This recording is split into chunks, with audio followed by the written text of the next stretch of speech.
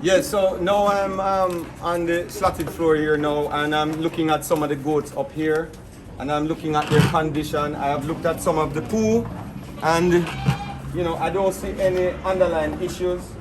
As you can see, no wetness, no scoring, no diarrhea. They all look very shy and they look okay.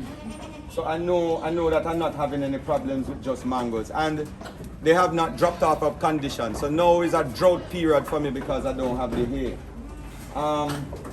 One of the things is that you have to have good management of your farm, good management of your production. You have to have clean environment. Mine is not always clean. Like right now, it's not very clean. You have to make sure that you give them clean water because they can get bacteria and get sicknesses from dirty water and so forth. And you have to make sure that you feed them consistently all the time. They need to have food all the time. And remember, the roughage is very, very important. Ashley? Yes, sir. What are the pros and cons of giving them mangoes? Okay. Well, when I started to feed mangoes, right, I was told that it's not a good idea to give them so much mangoes because it might cause them to get sick.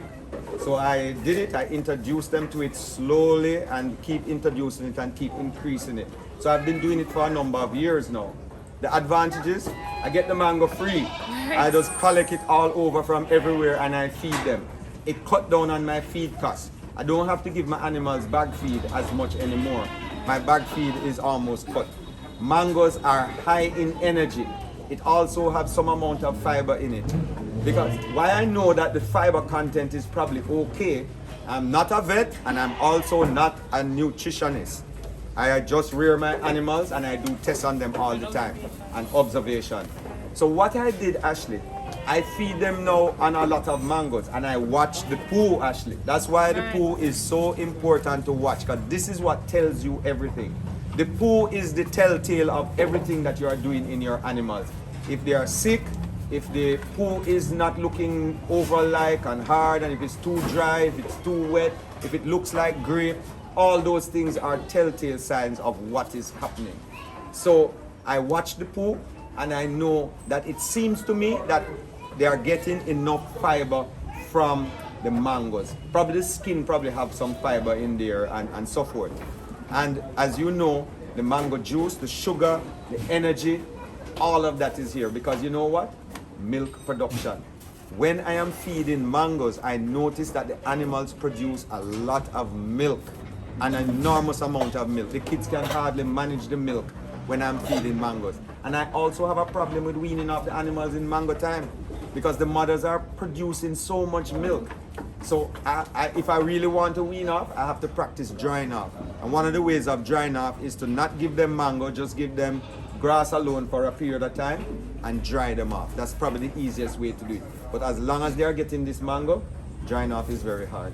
So there are no disadvantages then? I don't see, yes, there's one disadvantage. You know what happens? As you can see, the goats get messy. Their skin and their coat, everything is covered in mangoes. They have mangoes all over their fur, their mouth, their head. Everything is mango. But that don't matter. After the mango season, it goes away. I have no other issues with mango. It is a perfect thing for my farm so far. The main thing, introduce it slowly to the herd, and then you can build up to it. And then you shouldn't have any problem. Ashley, it is good for you to have visited my farm today.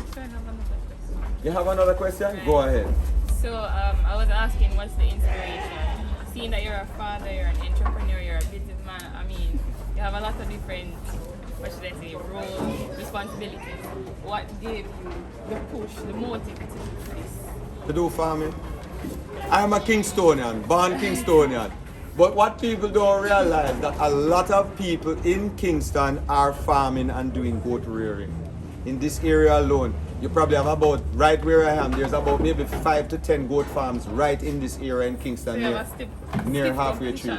No competition. Nobody can compete with goat because we can't produce enough goat to supply the country. So, goat rearing, I born growing up goat as a child. I always had goats around me. So goat is a part of my life. I can't see myself not having a goat around me.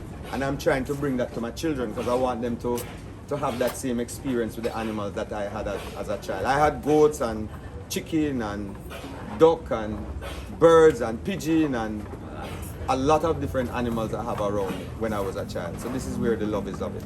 So Ashley, thank you for coming and seeing us today. I know we have a lot more to see and have a lot more to show you. Please continue to subscribe to my channel and I hope to see you soon. Big up.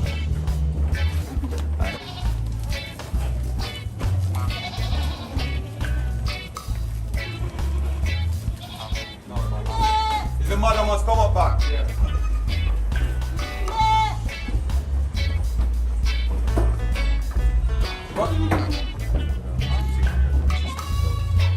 As you can see, sometimes the goats eat the seed, chew, and they even chew up the seed. They actually chew the seed and bite it up and chew it up when they are eating the mangoes.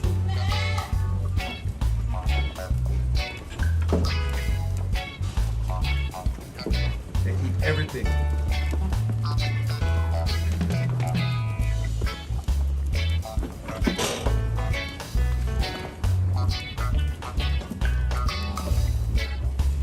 In Kingston, we have a lot of mangoes at this time.